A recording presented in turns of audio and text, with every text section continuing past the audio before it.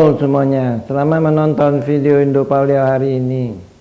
Tonton video ini sampai habis. Saya Sunardi Mulia. Hari ini mari kita membahas tentang China mengesahkan undang-undang hubungan luar negeri untuk melawan hegemoni Amerika Serikat dan sekutunya. Legislatif tertinggi China mengesahkan undang-undang hubungan luar negeri yang pertama pada hari Rabu, tanggal 18 Juni 2023, untuk menanggapi semakin banyaknya sanksi yang dijatuhkan oleh Amerika Serikat dan sekutunya.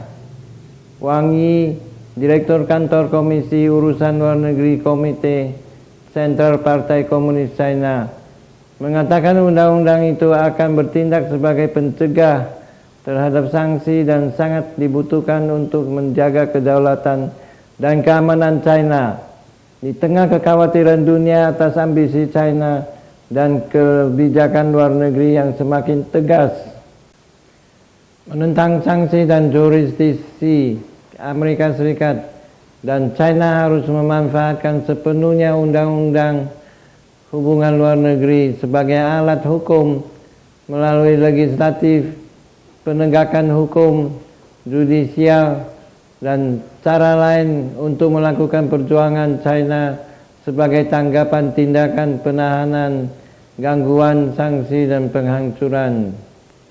Hukum tersebut jelas menentang semua hegemonisme dan politik kekuasaan dan menentang tindakan unilateralisme, proteksionalisme, dan intimidasi apapun terhadap China. Undang-undang berisi tentang peran pencegahan, peringatan, memberikan dasar hukum bagi China untuk secara sah menggunakan haknya untuk memberikan sanksi balasan dan campur tangan. Undang-undang mengatakan China memiliki kekuatan untuk mengizinkan atau menolak masuknya warga negara asing tinggal di wilayah China dan mengatur sesuai dengan undang-undang kegiatan yang dilakukan di wilayah China oleh organisasi asing. Warga negara asing dan organisasi asing di wilayah China harus mematuhi hukum dan tidak boleh membahayakan keamanan nasional China, merusak kepentingan sosial dan pabrik atau mengganggu ketertiban sosial dan pabrik. Demikian Wang Yi menjelaskan isi dari Undang-Undang Hubungan Luar Negeri.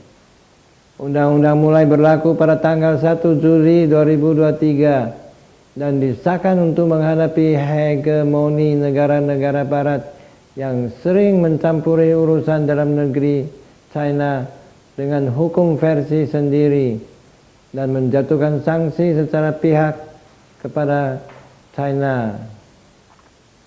Undang-undang hubungan luar negeri mengatur bahwa berdasarkan prinsip-prinsip dasar hukum internasional dan normal-normal dasar yang mengatur hubungan internasional, negara memperkuat pelaksanaan dan penerapan peraturan perundang-undangan di bidang hubungan luar negeri dan melakukan penegakan hukum, tindakan judisial dan administratif sesuai dengan hukum untuk menjaga kedaulatan, keamanan, dan kepentingan pembangunan China, serta melindungi hak dan kepentingan sah warga negara dan organisasi China.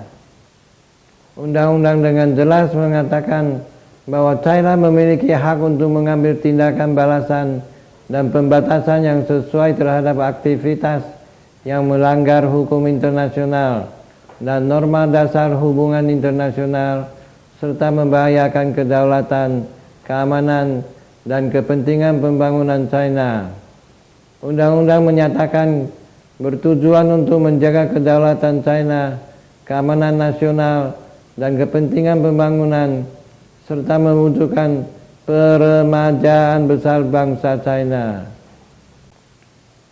Undang-undang hubungan luar negeri adalah yang pertama sejak berdirinya Tiongkok Baru yang berfokus pada kebijakan utama, prinsip, posisi, dan sistem kelembagaan luar negeri Tiongkok, dan untuk membuat peraturan secara keseluruhan tentang pengembangan hubungan luar negeri China. Sementara itu, Amerika Serikat adalah satu-satunya negara adidaya yang paling banyak memberikan sanksi di dunia. China menjadi sasaran sanksi Amerika Serikat yang meningkat atas serangkaian masalah seperti teknologi tinggi, kasus Xinjiang dan Hong Kong, serta krisis Ukraina. Sebagai ilustrasi, di era Presiden Joe Biden, Amerika Serikat telah menambah jumlah investor China yang masuk dalam daftar hitam menjadi 50 investor. Dari sebelumnya hanya 31 investor di era Donald Trump. Di era mantan Presiden Amerika Serikat Donald Trump, Amerika Serikat melakukan decoupling, yaitu melepas hubungan ekonomi Barat dengan China. Pada Maret 2018, Amerika Serikat menerapkan kebijakan tarif secara sepihak untuk impor produk baja dari China. Pada November 2019, Amerika Serikat membuat undang-undang yang mendukung isu hak asasi manusia di Hong Kong. Maret 2020, China dan Amerika Serikat terlibat perang urat saraf terkait virus SARS-CoV-2 penyebab COVID-19.